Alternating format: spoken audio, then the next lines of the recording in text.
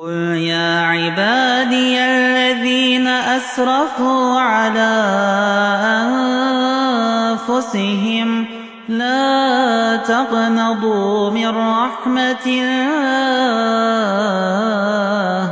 إن الله يغفر الذنوب جميعا إنه هو الغفور الرحيم.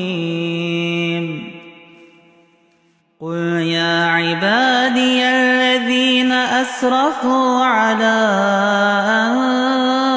أنفسهم لا تقنطوا من رحمة الله